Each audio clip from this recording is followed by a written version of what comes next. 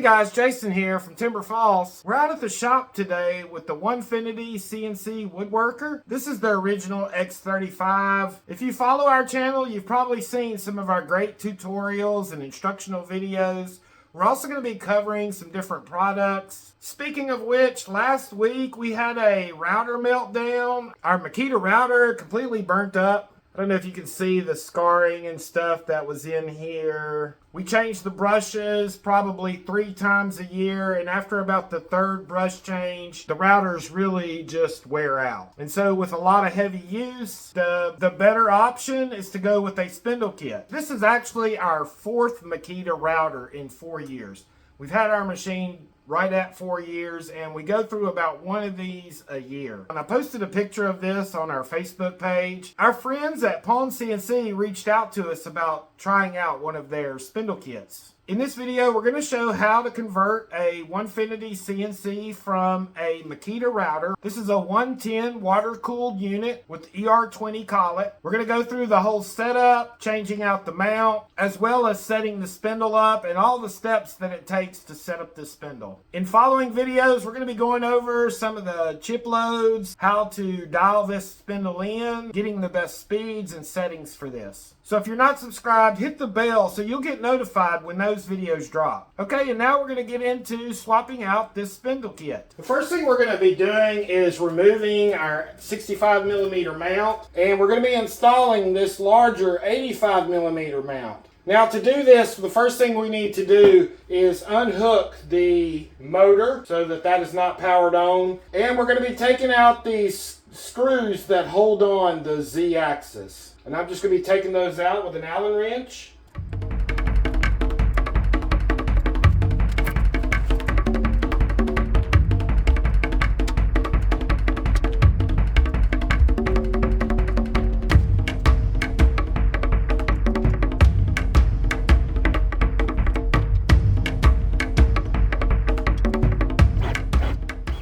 Okay, now that we have the Z-axis off, the first thing we're going to do, we're going to flip it over and we're going to take out all 8 of the screws that are on the top and bottom.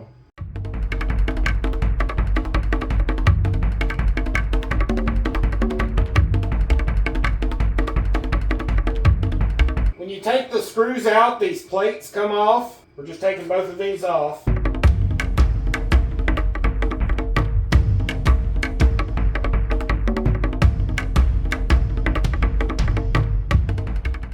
Okay, now that we got the 2 plates off, the next step is to loosen the 2 top screws right here on top of the ball carrier.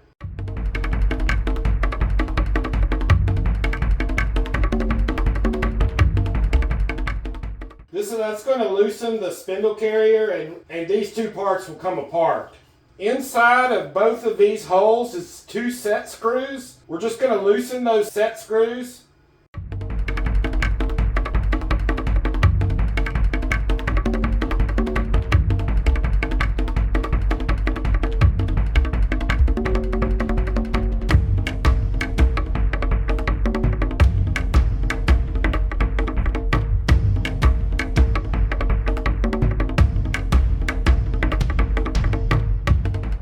After we take those set screws off, we just pull this bottom plate off. Once the bottom plate comes out, I had to tap it a few times with a hammer to get it out. And then this carrier just slides off. And to take off the 65mm carrier,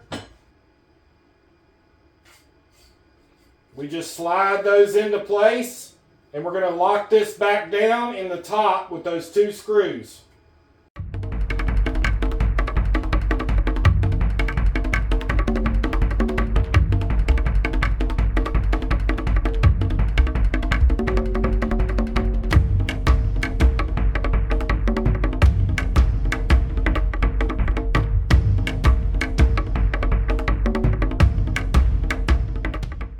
Now with that installed, we're just going to put on the base plate and put everything back on the way it was.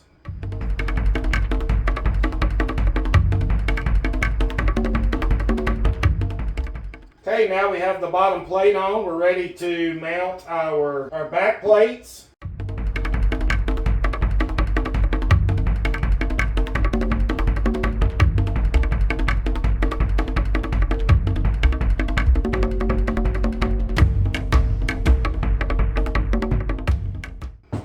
have the 80mm mount onto the Z-axis. Now we're ready to mount the Z-axis back to the carrier. When I remount this, we're going to be using the bottom holes to put the mount back on.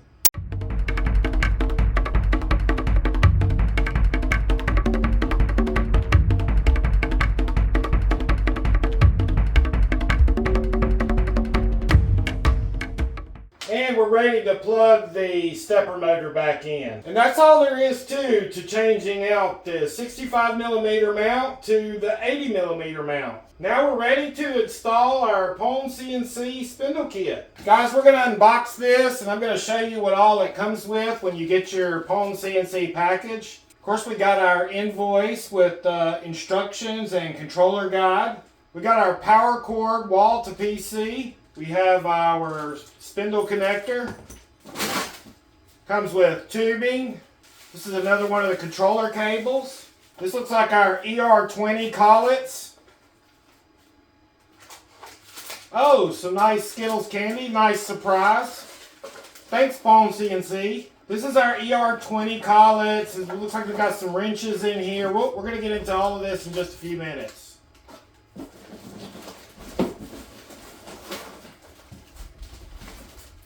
Here is the actual spindle. You can see the size difference. This is pretty massive. We've got our controller box. This is the PwnCNC controller box. We're going to get to installing this in just a few minutes. Set this over here.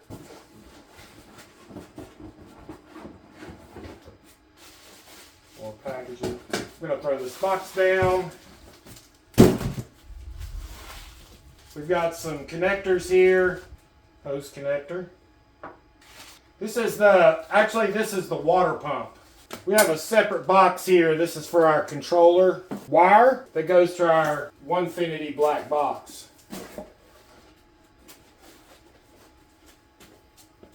Controller guide. Skittles. We love us some Skittles. Looks like we got some PwnCNC stickers in here and some programming changes and notes that we got with our controller cable. Here we go, guys. You could see the massive difference that this spindle is compared to that Makita router that we had before. Looks like we got some different connectors and things in the top of this. That's our total unboxing, and now we're ready to assemble. Okay, after we got our 80mm spindle mount installed, the next step for us to do is going to be to mount the spindle. I looked around online for the exact placement of where you should mount this, and I got a bunch of varying different answers. Basically, what I want to do is lower my spindle mount down and then adjust where the spindle is held in relationship to the spool board. Now, I basically just lowered my Z-axis all the way down, and I stacked some wood that's pretty close so that the spindle is going to sit about where my deepest cut would be. We're just going to take our spindle with the PwnCNC symbol in the front, with our little arrow in the front. We're just going to slide that into our mount. And I'm just going to slide it down and let it rest on this wood here. And then once we have that where we want it, we're just going to tighten these down. Okay, that's good and tight. We don't want to go overly tight.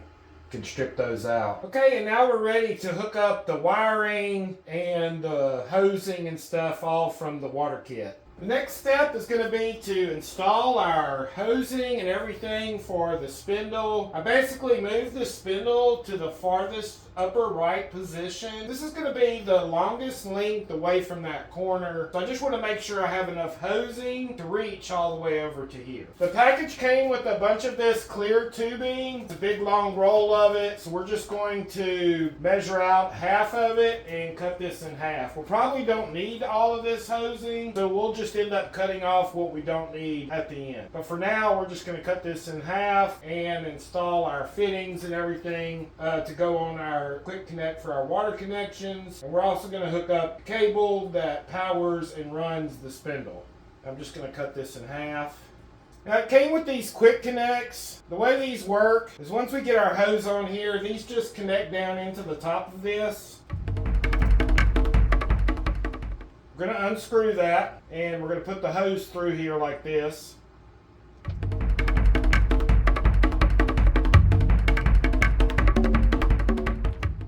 And we're just going to push those on.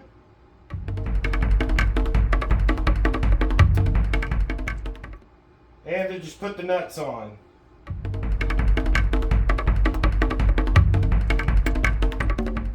Using a 5/8 wrench and a pair of pliers, we're just going to tighten these up.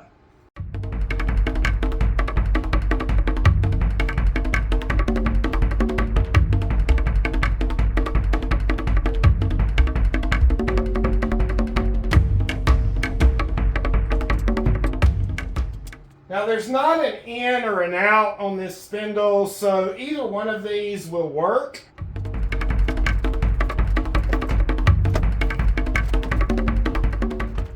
We're going to be installing a drag chain to the back of this machine. I'm waiting for it to come in. We're going to do that soon, but for now I'm just going to run these over the side and down to where our bucket would be going.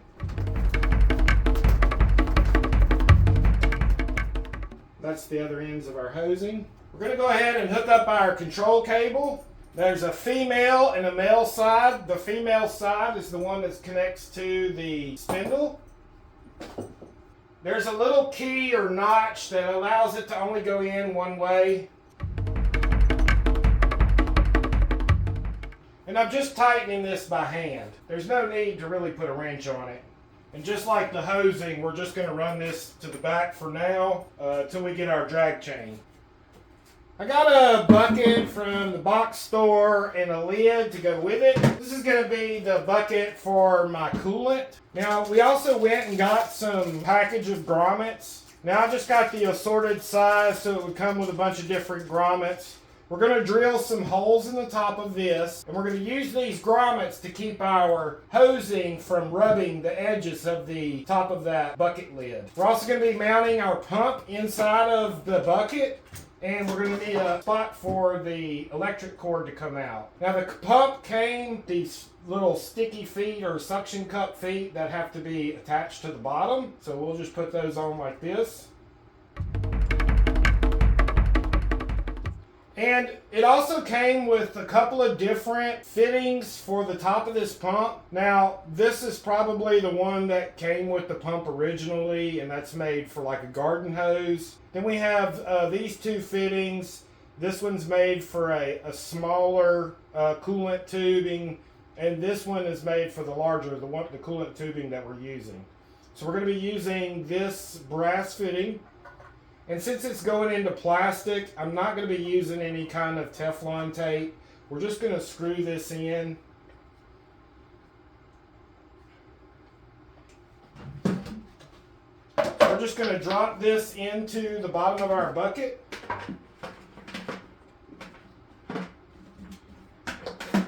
Now, I've mounted it to one side so that the intake of this is just towards the middle of the bucket. And we're going to have one hose that connects from the pump, and then we'll have a return hose that goes inside of here. So we just need to drill our 3 holes for our hosing and our grommets. Like that.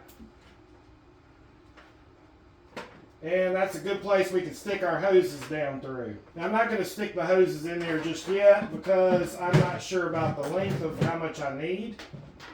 This is going to go underneath our bench. And now we're ready to plug up and mount the VFD and put our bucket underneath the table. I'm going to move the camera so I can show you what we're doing. We're going to mount our VFD underneath our table. Our VFD box came with 2 different types of mounts. It came with this French cleat system. The French cleat basically screws in and holds this in via these curved edges or this beveled edge that's here. The other way is this hook that came with it. Basically, you would just screw this in, and then the hook would hook underneath here. I'm going to be using the French cleat plate. We're going to mount this underneath the bottom of our table right next to our controller. I have my controller mounted underneath here with all of the plugging and everything just mounted just to the back of this. We're going to be mounting the VFD just below the box down here on this board, and it's just going to hang down underneath it. And then we're going to have all of our plugs in line to just hook that right up. So we're going to be mounting this VFD box right here on this 2x4.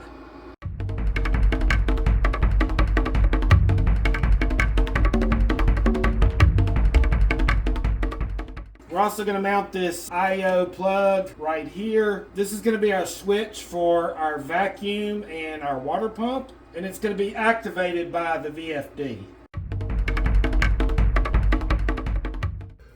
On the Onefinity black box, we have this breakout plug. This is going to go on our breakout board plug, which is right along the back side here. We're just going to be plugging this in and screwing it down.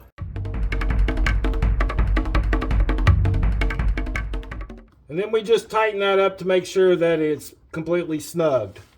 On the side of our VFD, we have this Mo bus, and that's where this one's going to plug into. It's going to plug into the Mo bus plug. Now, since it's on this side of it, I'm going to undo this some. We plug it in and we tighten the little nut down. We're going to do that for our control wires as well. And now we have our main spindle wire connected. So we've hooked up a wire between our IoT. This part of the IoT came with the box, the plug, and this little IoT plug came with the VFD. Now you have to hook up your own wire, and I just hooked up a piece of cabling that I had. So we're just going to plug this in to the bottom here. And then the IoT is going to plug right into the side of our box here. Let's go ahead and hang our box.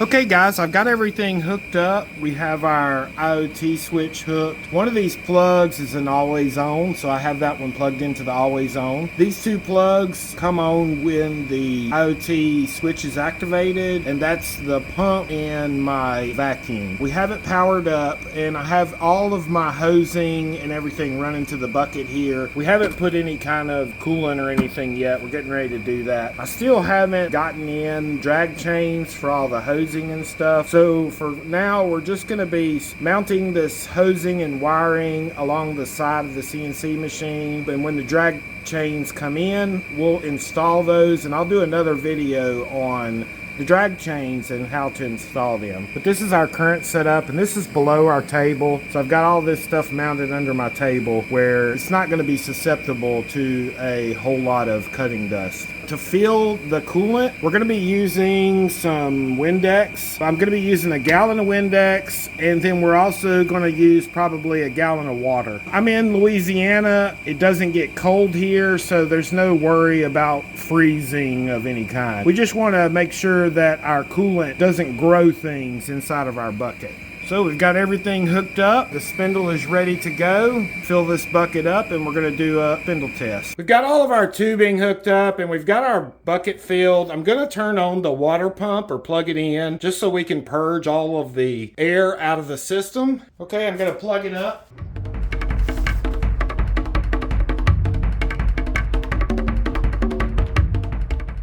And we're just going to let that continue to run for a few minutes to try and get all the air out of it. Make sure the lines are flowing nice and has nice pressure. There is not a in or out direction on this, so it doesn't matter which one you plug it into or which direction is the flow. It basically just circulates around the inside and comes back out. So we're getting a nice flow, and it doesn't look like there's very much air left in the system. We've pretty much purged it out. I also was checking for leaks, and we don't seem to have any leaks anywhere, so we're all good there.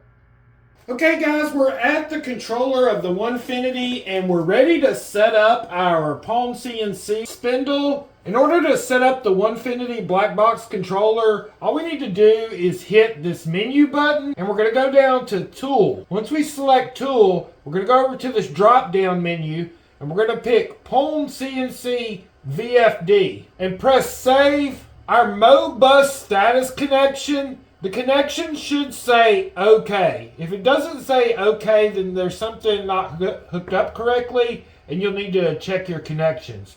But once you press the save button, the connection should say OK. And then everything is set up for this PwnCNC VFD. In order to test the controller, all we need to do is go to our MIDI section. Then we're just going to press M3S 6000. This is going to tell our spindle to speed up to 6000. This is also going to activate our IoT switch, which should turn on our water pump and our vacuum. We just hit play to activate that.